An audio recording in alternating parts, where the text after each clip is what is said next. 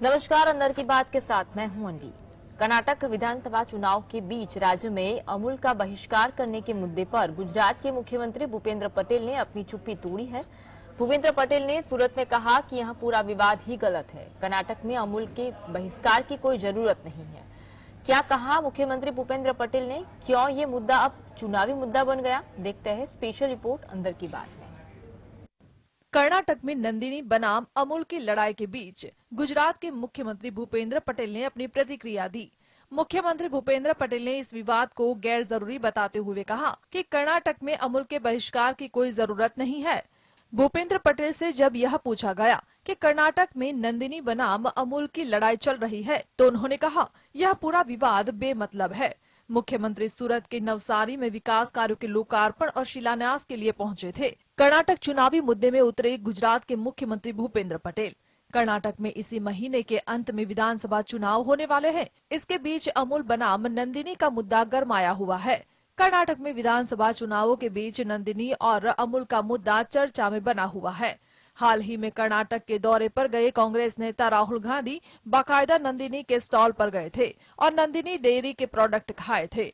इस दौरान उनके साथ कांग्रेस नेता डीके शिव कुमार भी मौजूद रहे थे।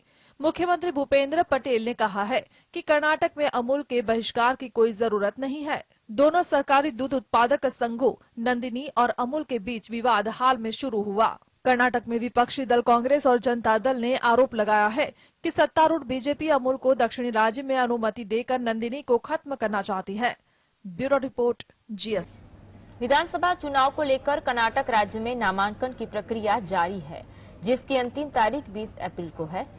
इसी क्रम में कर्नाटक के मंत्री एन नागराजू ने भी अपना नामांकन दाखिल किया है, जिसमें उन्होंने 1609 करोड़ रुपए की संपत्ति की घोषणा की है। नागराजू को देश के सबसे अमीर नेताओं में से एक माना जाता है। देखते हैं रिपोर्ट अंदर की बात में। कर्नाटक विधानसभा चुनाव को लेकर नागराजू ने सत्तारूढ़ बीजेपी के उम्मीदवार के रूप में बेंगलुरु के बाहरी इलाके होसकोटे विधानसभा क्षेत्र से अपना पर्चा दाखिल किया। सत्तारूढ़ बीजेपी के उम्मीदवार के रूप में नागराजू ने नामांकन दाखिल किया, जिसमें नागराजू ने 1609 करोड़ रुपए की संपत्ति की घोषणा की है। नागराजू को देश के सबसे अमीर नेताओं में से एक माना जाता है। एन नागराजू की कैश में संपत्ति 64,89,302 रुपए है। उनकी पत्नी एम शांता कुमारी के पास कैश में संपत्ति 34,29,445 रुपए है। नागराजू के बैंक में 20 करोड़ 12,31,011 रुपए डिपॉजिट हैं, जो उनका सेविंग अकाउंट है। नागराजू का फिक्स डिपॉजिट 33 करोड़ 8,01,765 रुपए है। एम शांता कुमारी के नाम बैंक में 6 करोड़ 16,47,987 रुपए डिपॉजिट हैं, जो उनका सेविंग अकाउंट है। शांता कुमारी का फिक्स डिपॉजिट 1 करोड़ 99,05,000 रुपए है। 72 वर्षीय नागराजू ने सिर्फ क्लास 9वीं तक ही पढ़ाई की है। कर्नाटक विधानसभा चुनाव के लिए 10 मई को वोटिंग होनी है और 13 मई को परिणाम आना है। नागराजू ने अपनी आय का स्रोत खेती, घरेलू संपत्ति और कारोबार को बताया है। Bureau report, GS TV. Karnataka में विधानसभा चुनाव के 1 महीने से भी कम समय बचा है। योगी और मोदी के 4 मई को कर्नाटक में एक साथ चुनाव प्रचार करने की योजना बनाई जा रही है। चुनाव लक्ष्मी प्रचार के कौन होगा केंद्र स्थान पर, नाटू नाटू की तर्ज पर कौन सा गीत आया, देखते हैं अंदर की बात में। कर्नाटक में विधानसभा चुनाव में 1 महीने से भी कम समय बचा है। भाजपा ने योगी आदित्यनाथ के साथ साथ नरेंद्र मोदी के करिश्मे पर भरोसा करने का फैसला किया है। यूपी में अतीक अहमद समेत मुस्लिम माफिया पर योगी ने नकेल कस दिया है। ऐसे में बीजेपी का हिंदू वोटर को आकर्षित करने की उम्मीद है। योगी और मोदी के 4 मई को कर्नाटक में एक साथ चुनाव प्रचार करने की योजना बनाई जा रही है। दूसरी ओर बीजेपी ने ऑस्कर पुरस्कार जीतने वाले RRR के नाटू नाटू गीत की लोकप्रियता को पार करने के लिए नाटू नाटू की तर्ज पर मोदी मोदी गीत लॉन्च किया है। इस गीत के माध्यम से मोदी के नेतृत्व में केंद्र सरकार द्वारा किए गए कार्यों और विभिन्न सरकारी योजनाओं को लोगों के सामने प्रस्तुत किया जा रहा है। भाजपा नेता का मानना है कि मोदी को भाजपा के अभियान के केंद्र में रखा जा रहा है, क्योंकि मुंबई सरकार को कोई सफलता नहीं मिली है। कर्नाटक भाजपा में व्यापक असंतोष को देखते हुए यह आशा नहीं की जानी चाहिए कि लोग इस प्रकार की गतिविधियों से आकर्षित होंगे। Bureau report, GS TV. PM Narendra Modi की मिमिक्री करने वाले स्टैंड अप कॉमेडियन श्याम रंगीला एक बार फिर मुश्किल में फंस गए हैं। उन्हें 11,000 रुपए का जुर्माना चुकाना पड़ा है। क्या है मामला, क्यों की प्रधानमंत्री मोदी की मिमिक्री, देखते हैं रिपोर्ट में। प्रधानमंत्री नरेंद्र मोदी और कांग्रेस नेता राहुल गांधी की मिमिक्री करके देश भर में फेमस हुए राजस्थान के स्टैंड अप कॉमेडियन श्याम रंगीला पर 11,000 रुपए का जुर्माना हुआ है। सोमवार 17 अप्रैल की दोपहर रंगीला जयपुर के झालाना स्थित वन विभाग के रेंज कार्यालय में पेश हुए और उन्होंने वहां जुर्माना भरा। दरअसल श्याम रंगीला ने पिछले दिनों झालाना सफारी में घूमने आए थे। पीएम नरेंद्र मोदी की तरह टोपी लगाकर वे सफारी में घूमे और वीडियो शूट किया। इस दौरान श्याम रंगीला ने नीलगाय को अपने हाथों से खाना खिलाया और इसका वीडियो शूट किया। शूटिंग के दौरान वे पीएम नरेंद्र मोदी की मिमिक्री कर रहे थे। श्याम रंगीला की यह फोटो सोशल मीडिया पर वायरल हुई तो वन विभाग एक्शन में आया। वन्य क्षेत्र में वन्य जीवों के पास जाकर उन्हें खाना खिलाना वन अधिनियम 1992 और वन्य जीवन संरक्षण अधिनियम 1972 के प्रावधानों का उल्लंघन है। 11,000 रुपए का जुर्माना वसूलने के साथ उन्हें हिदायत दी गई कि दोबारा से वे ऐसी हरकत न करें। Bureau report. जी। महाराष्ट्र में लगातार सियासी अटकलें तेज हो रही है। सूत्रों के मुताबिक उद्धव गुट के बाद अब शरद पवार को भी बड़ा झटका लग सकता है। अजित पवार की अगुवाई में एनसीपी के 30 विधायक अब बीजेपी सरकार में शामिल हो सकते हैं।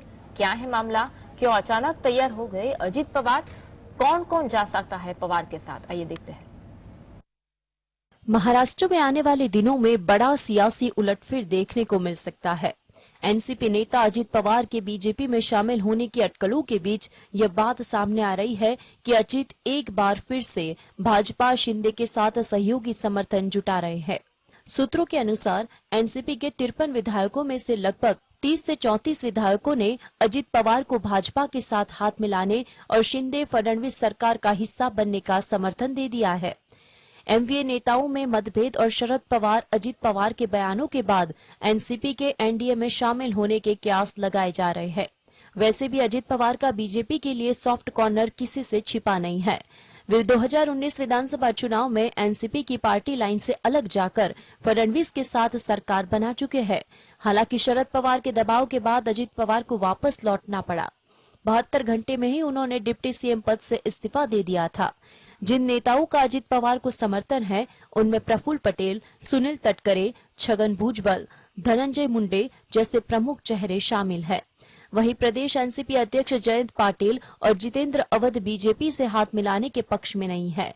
अजित के समूह ने शरद पवार से मुलाकात की और उन्हें सूचित किया कि विधायक भाजपा के साथ गठबंधन करने की इच्छुक है। हालांकि शरद पवार ने बीजेपी शिंदे के साथ गठबंधन करने से इनकार कर दिया। Bureau report, GST. यूपी निकाय चुनाव में मायावती ने 10 में से 6 मुस्लिम महापौर उम्मीदवार उतारकर यह साफ कर दिया है कि उनका फोकस मुस्लिम और अनुसूचित जाति गठजोड़ की तरफ है। मायावती का ये दांव चला तो अखिलेश यादव का बिगड़ जाएगा समीकरण, होगा बड़ा नुकसान, देखते हैं अंदर की बात में। यूपी निकाय चुनाव में बसपा मुस्लिम उम्मीदवारों को अधिक टिकट देकर एक बार फिर दलित मुस्लिम का समीकरण बनाकर बाजी मारने की फिराक में है। मायावती ने मेयर के लिए घोषित 10 में से 6 मुस्लिम व 3 अनुसूचित जाति के उम्मीदवार उतारकर अपने पत्ते खोल दिए हैं। बसपा के एक नेता की माने तो बसपा ने 10 में से 6 मुस्लिम महापौर उम्मीदवार उतारकर यह साफ कर दिया है कि उसका फोकस मुस्लिम और दलित गठजोड़ की तरफ है। इससे मुकाबला काफी कड़ा होने वाला है। बसपा की इस रणनीति से सपा का समीकरण गड़बड़ हो सकता है, क्योंकि सपा का भरोसा मुस्लिम पर बहुत रहता है। साल 2022 में हुए विधानसभा चुनाव में बसपा ने 88 मुस्लिम उम्मीदवार उतारे थे, हालांकि एक भी नहीं जीता। विधानसभा चुनाव के बाद से ही मायावती मुस्लिम वोटर्स पर डोरे डाल रही है। उनके अधिकतर बयानों में सपा से मुस्लिमों को सचेत करती दिखती है। इसीलिए निकाय चुनाव में बसपा दलित और मुस्लिम एक करके यह समीकरण देखना चाहती है। अगर यह प्रयोग सफल होता है, इसी को वह लोकसभा चुनाव में भी लागू कर सकती है। Bureau report. ममता बनर्जी ने गृह मंत्री अमित शाह पर गैंगस्टर की भाषा बोलने का आरोप लगाते हुए उनकी इस्तीफे की मांग की। क्या है मामला, क्यों की ममता ने शाह के इस्तीफे की मांग, देखते हैं रिपोर्ट में। बंगाल के मुख्यमंत्री ममता बनर्जी ने आरोप लगाया है कि अमित शाह ने मेरी सरकार गिराने की धमकी दी है। देश के गृह मंत्री भारत की रक्षा करने के बजाय बंगाल सरकार को गिराने की साजिश रच रहे हैं। शाह लोकतांत्रिक तरीके से चुनी हुई सरकार को गिराने की बात कैसे कर सकते हैं? उन्हें इस तरह की बात करने का कोई अधिकार नहीं है और गृह मंत्री को गुंडों की तरह बात नहीं करनी चाहिए। ममता ने पूछा कि देश का संविधान बदला जा रहा है। ममता ने तंज कसते हुए कहा कि बंगाल में भले ही चॉकलेट बम फट जाए, केंद्र सरकार एनआई भेजती है, जबकि यूपी में एनकाउंटर के बाद एनकाउंटर होता है लेकिन होता कुछ नहीं है। डबल इंजन वाली भाजपा सरकार का दोहरा मापदंड है। अमित शाह ने 14 अप्रैल को एक रैली में कहा था कि अगर बीजेपी बंगाल में लोकसभा चुनाव में 35 सीटें जीतती है तो बंगाल में ममता सरकार 2025 तक नहीं चल पाएगी। ब्यूरो रिपोर्ट जी। Welcome back. गुजरात में आईएएस अधिकारियों के तबादलों के बाद अब आईपीएस अधिकारियों के तबादलों की चर्चा है। संभावना जताई जा रही है कि अप्रैल के आखिर तक सरकार पुलिस महकमे में बड़ा फेरबदल कर सकती है। सबसे ज्यादा चर्चा अहमदाबाद के नए पुलिस आयुक्त को लेकर हो रही है। देखते हैं खास रिपोर्ट अंदर की बात में। गुजरात में 109 आईएएस अधिकारियों के तबादलों के बाद अब पुलिस महकमे में फेरबदल की बारी है। सरकार अप्रैल के अंत तक कई सारे आईपीएस के तबादले कर सकती है। इसमें राज्य के 4 बड़े शहरों के पुलिस आयुक्तों में भी फेरबदल की अटकलें लग रही है। सबसे ज्यादा चर्चा अहमदाबाद पुलिस आयुक्त को लेकर है। अभी अहमदाबाद के पुलिस आयुक्त 1987 बैच के आईपीएस संजय श्रीवास्तव है। वे इसी महीने के अंत में सेवा निवृत्त हो रहे हैं।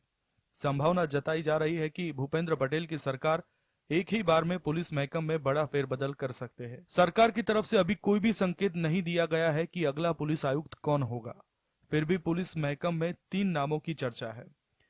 इसमें अनिल प्रथम और अजय तोमर का नाम शामिल है। 1989 बैच के आईपीएस अधिकारी अनिल प्रथम अभी डीजीपी सीआईडी क्राइम की जिम्मेदारी संभाल रहे हैं। दोनों अधिकारी 1 साल बाद सेवा निवृत्त हो गए। प्रथम नवंबर 2023 में रिटायर होंगे तो वही तोमर जनवरी 2024 में रिटायर हो रहे हैं। इन दोनों अधिकारियों के वडोदरा के पुलिस आयुक्त डॉक्टर शमशेर सिंह का नाम भी चर्चा में है। अब देखना यह है कि सरकार किस आईपीएस को अहमदाबाद के सीपी की कमान सौंपती है। ब्यूरो रिपोर्ट जी। पश्चिम बंगाल और त्रिपुरा में भीषण गर्मी और लू के चलते स्कूलों को बंद करने का निर्देश जारी किया गया है। बता दें कि कॉलेज और यूनिवर्सिटी के लिए निर्देश राज्यों में अलग अलग है। क्या है गर्मी को लेकर इन राज्यों की स्थिति, देखते हैं रिपोर्ट में। त्रिपुरा और पश्चिम बंगाल में गर्मी को लेकर लोगों के स्वास्थ्य पर खराब असर देखने को मिल रही है। गर्मी के चलते होने वाले स्वास्थ्य के खतरे को देखते हुए त्रिपुरा के मुख्यमंत्री माणिक साहा ने घोषणा की कि राज्य के सभी सरकारी स्कूल 1 सप्ताह के लिए बंद रहेंगे। इस घोषणा के तहत अब स्कूल 18 अप्रैल से 23 अप्रैल 2023 के बीच बंद रहेंगे। राज्य में लू के प्रकोप को देखते हुए यह निर्णय लिया गया है। बता दें कि त्रिपुरा में 7.2 लाख छात्रों के साथ 4,226 राज्य संचालित और राज्य सहायता प्राप्त स्कूल है। पश्चिम बंगाल ने भी बढ़ती गर्मी के मद्देनजर सभी स्कूलों को 23 अप्रैल तक के लिए बंद कर दिया गया है। बता दें कि पश्चिम बंगाल में कॉलेज और यूनिवर्सिटी भी 23 अप्रैल तक बंद है। राज्य में स्कूल और अन्य शिक्षण संस्थान अब 24 अप्रैल से खुलेंगे। राज्य सरकार मौसम की स्थिति को देखते हुए कोई अन्य आदेश भी जारी कर सकती है। Bureau report GST. बीते दिन परिणीति चोपड़ा मुंबई में अपनी सेलिब्रिटी मैनेजर पूनम दबानिया के ऑफिस में स्पॉट की गई। इस दौरान एक्ट्रेस की रिंग फिंगर में सिल्वर बैंड नजर आया, जिसने सभी का ध्यान खींचा। क्या परिणीति की राघव चड्ढा से हो गई है सगाई, देखते रिपोर्ट में। आम आदमी पार्टी के नेता राघव चड्ढा के साथ वेडिंग रूमर के बीच बॉलीवुड एक्ट्रेस परिणीति चोपड़ा अपनी रिंग फिंगर में एक सिल्वर बैंड पहने स्पॉट हुई। हालांकि दोनों ने ही अपने रिलेशनशिप को लेकर चुप्पी साधी हुई है। सोमवार की रात परिणीति ने अपनी रिंग से सबका ध्यान खींचा। हालांकि एक सिंपल सिल्वर बैंड रिंग का प्लेसमेंट नजर आ रहा था। बता दें कि एक्ट्रेस को सोमवार रात सेलिब्रिटी मैनेजर पूनम दमानिया के ऑफिस में स्पॉट किया गया। इस दौरान परिणीति ने व्हाइट क्रॉप टॉप के साथ बिना बटन वाली शर्ट को श्रग के तौर पर पहना था। इसे उन्होंने डेनिम के साथ पेयर किया था। परिणीति कैजुअल लुक में काफी अट्रैक्टिव लग रही थी। उन्होंने गोल्ड की अंगूठी और रिंग फिंगर में सिल्वर बैंड को छोड़कर मिनिमल मेकअप किया हुआ था। ऑफिस से निकलने से पहले एक्ट्रेस ने कैमरों के लिए स्माइल भी दी। वहीं राघव चड्ढा ने प्रेस के साथ हाल ही में मुलाकात के दौरान अपने रूमर वेडिंग के सवालों को चालाकी से टाल दिया था। Bureau report GST. श्योपुर के कुनो नेशनल पार्क में क्वारंटीन बाड़ों की 3 साउथ अफ्रीकी नर चीतों को बड़े बाड़ों में रिलीज कर दिया गया है। उनको सोमवार की देर शाम को सीसीएफ की देखरेख में बड़े बाड़ों में रिलीज किया गया है। क्या है मामला, देखते रिपोर्ट में। श्योपुर के कुनो नेशनल पार्क में क्वारंटीन बाड़ों से 3 साउथ अफ्रीकी नर चीतों को बड़े बाड़े में रिलीज कर दिया गया है। सीसीएफ की देखरेख में बड़े बाड़े में रिलीज किया गया है। अब क्वारंटाइन बाड़ों में 4 नर और 5 मादा दक्षिण अफ्रीकी चीता रह गए हैं, जिन्हें भी जल्द ही बड़े बाड़े में रिलीज किए जाने की बात पार्क प्रबंधन कह रहा है। जैसे department of animal husbandry and dairy की अनुमति आई, वैसे ही सीनियर्स के निर्देश पर इन चीतों को बड़े बाड़े में शिफ्ट करने की प्रक्रिया शुरू की गई है। इनमें से एक एनक्लोजर में 1 चीता रहेगा, जबकि दूसरे एनक्लोजर में 2 चीता कॉलिब्रेशन में रहेंगे। वहीं पिछले साल सितंबर माह में नामीबिया से कुनो लाए गए दूसरे 8 चीतों में से 4 चीते खुले जंगल में रफ्तार भर रहे हैं, जबकि एक मादा चीता शासा की किडनी संक्रमण से मौत हो चुकी है। फिलहाल 3 नामीबिया चीते कुनो के बड़े बाड़े से खुले जंगल में पहुंचने का इंतजार कर रहे हैं। Bureau report, GSTV। Apple store का इंतजार अब खत्म। मुंबई में खुल गया भारत का पहला एप्पल स्टोर। एप्पल के chief executive officer Tim Cook खुद स्टोर के उद्घाटन के समय मौजूद थे। इस दौरान उन्होंने स्टोर का उद्घाटन करने के बाद खुद ग्राहकों का स्वागत किया और उनसे बातचीत भी की। भारत में एप्पल का पहला स्टोर मुंबई के बांद्रा कुर्ला कॉम्प्लेक्स में खोला गया है। देखते हैं खास रिपोर्ट। एप्पल के chief executive officer Tim Cook खुद स्टोर के उद्घाटन के समय मौजूद थे। इस दौरान उन्होंने स्टोर का उद्घाटन करने के बाद खुद ग्राहकों का स्वागत किया और उनसे बातचीत भी की। भारत में एप्पल का पहला स्टोर मुंबई के बांद्रा कुर्ला कॉम्प्लेक्स में खोला गया है। आईफोन और मैकबुक बनाने वाली दिग्गज अमेरिकी टेक कंपनी एप्पल का भारत में पहला रिटेल स्टोर खुल चुका है। रिपोर्ट के मुताबिक एप्पल का भारत में पहला रिटेल स्टोर अभी तक कंपनी के सबसे टिकाऊ स्टोरों में से एक है, जो ग्राहकों को शानदार सर्विसेज देगा। बांद्रा कुर्ला कॉम्प्लेक्स माया नगरी की काफी चहल पहल वाली लोकेशन है। भारत से वित्त वर्ष 2022-23 में एप्पल का निर्यात 5 अरब अमेरिकी डॉलर को पार करने का अनुमान है। यह आंकड़ा भारत में बने फोन के कुल निर्यात का आधार है। एप्पल ने कहा है कि कंपनी भारत में 2500 लोगों को रोजगार देती है। उसने अपने ऐप इकोसिस्टम के जरिए अप्रत्यक्ष रूप से 10 लाख नौकरियां सर्जित करने में मदद की है। कंपनियों ने कहा कि स्टोर में महिला कर्मचारियों की संख्या करीब आधी है। Bureau report. बिहार के पूर्णिया में एक खास मेला लगता है, जहां लड़कियों को अपने पसंद का दूल्हा चुनने की आजादी होती है। मेले में परंपरा है कि लड़कियां जिस लड़के का दिया हुआ पान खाती है, उसी से उनकी शादी हो जाती है। माना जाता है कि युवक को पसंद करने के पर ही लड़की उसका दिया हुआ पान खाती है। इसे पत्ता मेला कहा जाता है। कब से चली आती है परंपरा, मेले के पीछे क्या है कहानी, देखते हैं रिपोर्ट में। बिहार के पूर्णिया जिले में एक ऐसा मेला लगता है जहां पान खाकर लड़कियां अपना पति चुनती हैं। इसे पत्ता मेला के नाम से जाना जाता है। इस मेले की परंपरा 150 साल से भी अधिक पुरानी है। इस मेले में कुंवारे लड़के लड़कियां की ज्यादा रुचि होती है। काफी संख्या में बिहार और अन्य राज्यों की युवक युवतियां इस मेले में आती हैं।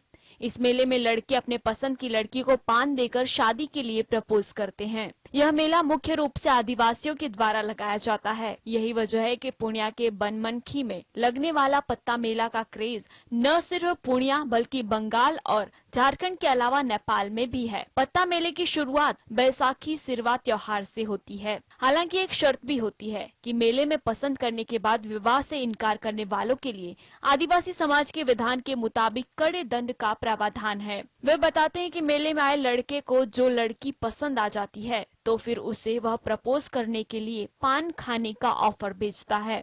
Bureau report, GSTV।